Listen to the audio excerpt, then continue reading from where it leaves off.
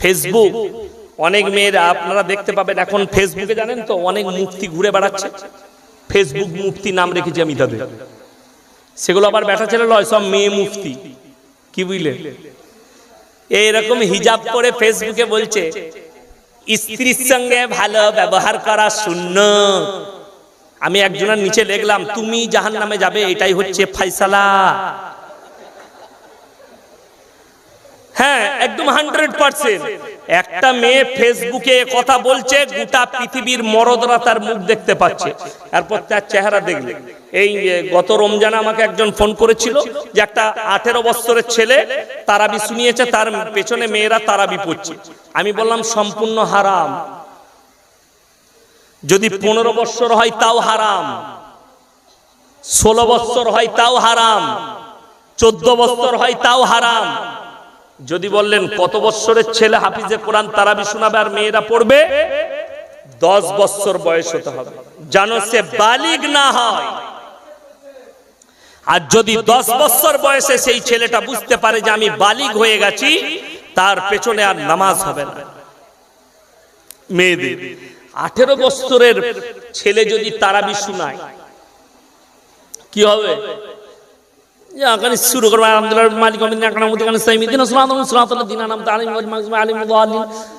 যখনই প্রথম রাকাতে সালাম ফিরবে আসসালামু আলাইকুম ওয়া রাহমাতুল্লাহ, আর যদি সাইডে ভালো খালা থাকে আর এই দিকটা ফিরবে না, পরের রাকাতে খালি মুতাশাবিহাত লাগবে। কি বুঝলেন? আটকে যাবে, খুঁজে পাবে না আয়াতগুলো। কেন? যদি বলেন কেন হবে, আপনারা যদি বলেন আপনাদের মতো মৌলবীর নজর কেন খারাপ হবে, সেই হারামখোর দিকে বলছি শোনো, তোমরা ওই জন্য বলছি কোরআনের মানেগুলো পড়ো, মানে বই কিনো। যদি মনে হয় আপনারা বড় আলেম, আপনারা সব সময় ভাববেন আমরা আলেম হতে পারি, এই লোকটা বুজুর্গ হতে পারে, এই লোকটা হাজী সাহেব হতে পারে, এই লোকটা পর্দা কেন বলে দিই।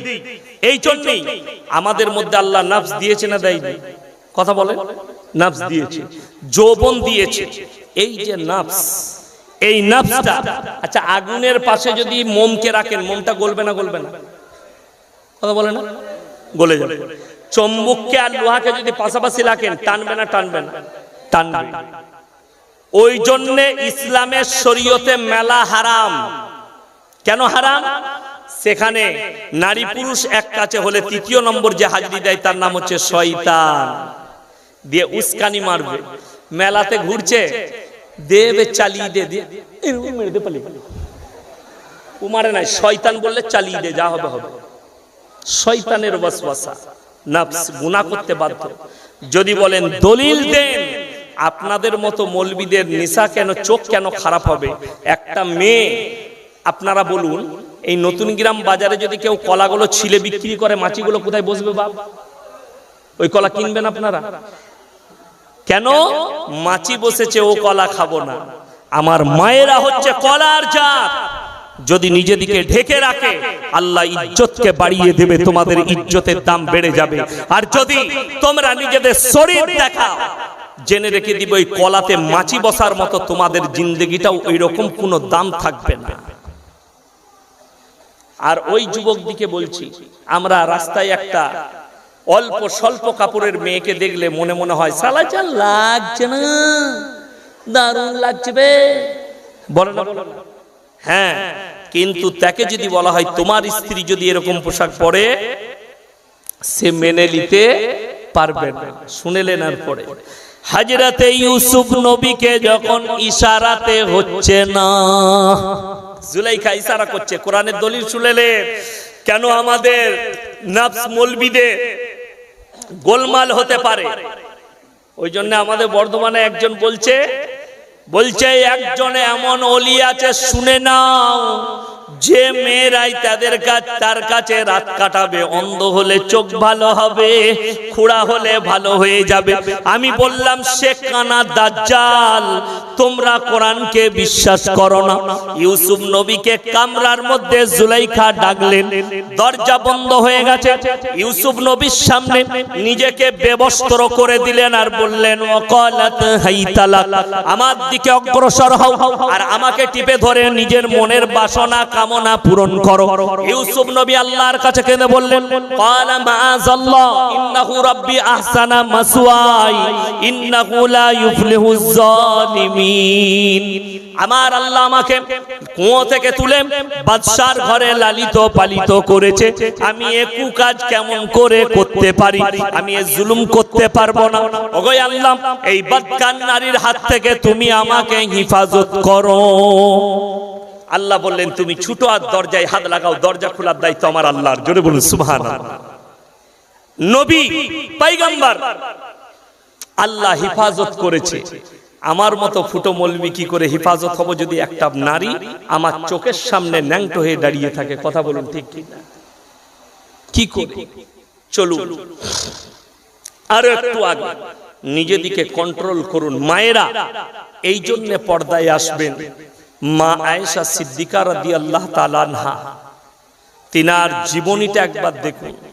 আমি বলছি, নবীর বিবিদের জীবনী দেখুন, সাহাবীর বিবিদের জীবনী দেখুন। বড় বড় সাহাবী, জলিলুল কদর সাহাবী, তাদের বিবিরা কিভাবে জীবন যাপন করেছে আপনি অবাক হবেন। চোখ দিয়ে দরদর করে যখন হাদিস আর কোরআন গুলো পড়বেন, আপনার চোখে পানি আসবে। হে আমার মায়েরা বোনেরা, তোমাদের দিল কাঁদবে যদি দেখো সাহাবীদের আখলাক গুলো পড়ো, চোখ দিয়ে পানি পড়বে আর ঈমান মজবুত হবে। তোমরা ঈমানকে মজবুতি করে ধরে নাও। আজকে আপনার আমার বরকত নাই কেন?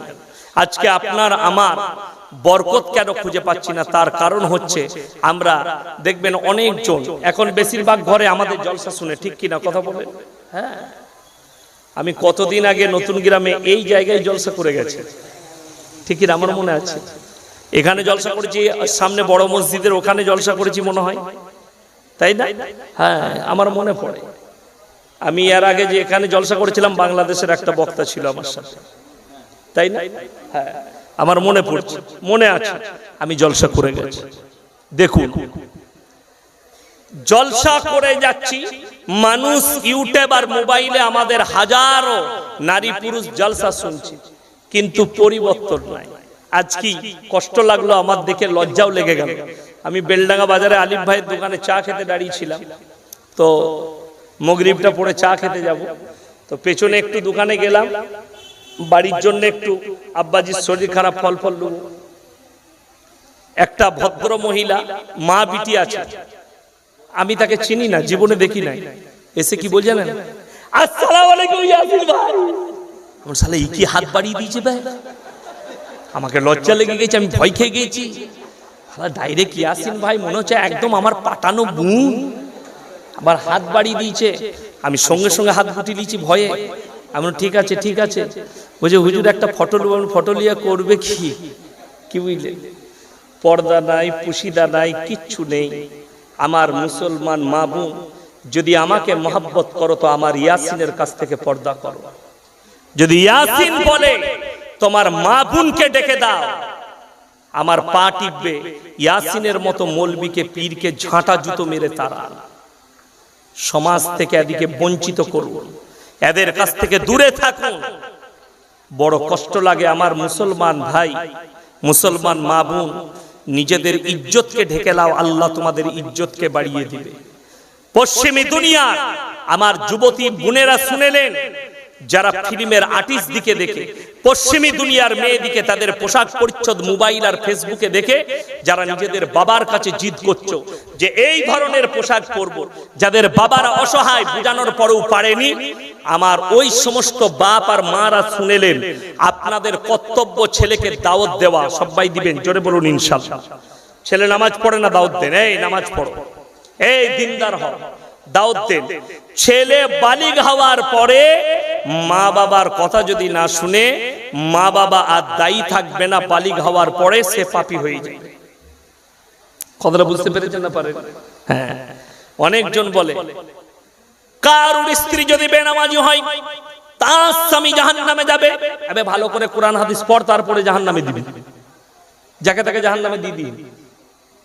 এইগুলো হচ্ছে গুটকা খোর, না বুঝে না স্টাডি করে বলে দিয়া। শুনেলেন ততক্ষণ পর্যন্ত আল্লাহর কাছে হিসাব লাগবে না। প্রত্যেকটা স্বামীকে বলছি, আপনার স্ত্রী যদি বেনামাজি হয় আপনি দাওয়াত দিবেন, নামাজ পড়ো, রোজা রাখো, দিনদার হও, আপনি দাওয়াত দিতে থাকুন।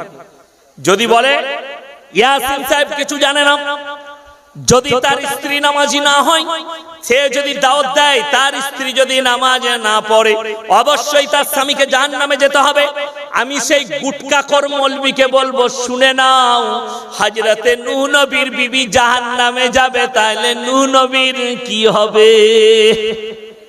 কথাটা বুঝতে পারেননি? নূহ নবীর বিবির জন্য আল্লাহ জাহান্নামী বলে দিয়েছে। নূহ নবীর কোনখান থেকে ক্লিয়ার হলো? নূহ নবী আল্লাহকে বললেন, ওগো আল্লাহ, আমি এত বুঝাচ্ছি, তাদের কাছে অনুরোধ করেছি, আমার কথাকে মানেনি। আপনি আল্লাহকে বলতে পারবেন, আল্লাহ, আমি দিন রাত দাওয়াত দিয়েছি আমার বিবিকে, আমার কথা শুনেনি। বিবিরা শুনেলেন, তোমরা দিন রাত স্বামীকে দাওয়াত দাও, স্বামী যদি মদ খায়, স্বামী যদি মাতাল হয়, স্বামী যদি সুদ খায়, স্বামী যদি চুরি করে, দিন রাত দাওয়াত দাও, তারপরে যদি পাপ থেকে না ফিরে, কিয়ামতের দিনে তুমি আর কোনো দায়ী থাকবে না, না স্ত্রী স্বামীর জন্য দায়ী থাকবে, না স্বামী স্ত্রীর জন্য দায়ী থাকবে। জোরে বলুন সুবহানাল্লাহ। অত সহজ নয়। স্ত্রীকে দাওয়াত দেন, সন্তানকে দাওয়াত দেন, সে যদি কবুল না করে, সে আল্লাহর কাছে জবাব দিবে। হযরতে নূহ নবীর ছেলে, তার কথা শুনেনি, বাপের কথা, বাপ নবী পয়গম্বর। আল্লাহ বললেন তার লেগে দোয়া করতে পাবে না, তার জন্য হাত নামিয়ে নাও, দোয়া হবে না। শুধু তাই নয়, লূত নবীর বিবি জাহান্নামে যাবে একটাই কারণে, সমকামী, এবং স্বামীকে বলেছে আমি আমার বাপ দাদুর ধর্ম থেকে ফিরব না। আল্লাহ বললেন হে লূত সরে যাও, এবং কোরআনে আল্লাহ দিয়ে দিয়েছেন, আয়াত অবতীর্ণ করেছেন, লাকির টেনে দিয়েছেন দুটো নবীর বিবি, নূহ নবী আর লূত নবী। দারাবাল্লাহু মাসালাল লিল্লাযিনা কাফারু ইমরাআতা নূহ ওয়া ইমরাআতা লূত কানাতা তাহতা আবদাইনি মিন ইবাদিনা সালিহাইনি ফাকানাতাহুমা ফালাম ইউগনি আনহুমা মিনাল্লাহি শাইয়্যা ওয়া কিলা দুখুলান নার মা'আদ দাখিলিন। আমার দুজন উলুল আযম নবী, হাবি পয়গম্বর নূহ নবী আর লূত নবী, দুজনের বিবিকে জাহান্নামে দেব, তারা নিজেদের স্ত্রীকে বাঁচাতে পারবে না। কিয়ামতের দিনে চুপ করে দাঁড়িয়ে থাকবে, তাদের বিবিরা জাহান্নামে যাবে। কেন? তারা দাওয়াত দেওয়ার পরেও মেনে নেয়নি, অর্থাৎ তাদের দোয়া কবুল হবে না স্ত্রীর জন্য। আমার মায়েরা যদি মনে করেন আমার স্বামী হাজী, আমার স্বামী অমুক, আমি অবশ্যই আমার স্বামী যদি দোয়া করে আমার জন্য, আমি নিশ্চয়ই বেঁচে যাব, ওই ভাই দিকে বলছি, ওই মায়ের দিকে বলছি, এই ধারণা উঠিয়ে দেন। আপনার স্বামী যদি মুমিন হয় আর স্ত্রী যদি বেনামাজি হয়, বদদিন হয়, ইসলাম বিরোধী হয়, স্বামী হাজী হলেও মৌলবি হলেও পেরুবার রাস্তা খুঁজে পাবে না কিয়ামতের দিনে, না তার দোয়াকে কবুল করা হবে। ওই জন্য আমার মুসলমান ভাই হাত তুলে বলুন, আমরা সবাই দিনের সঙ্গে জুড়ে যাব। জোরে বলুন ইনশাআল্লাহ।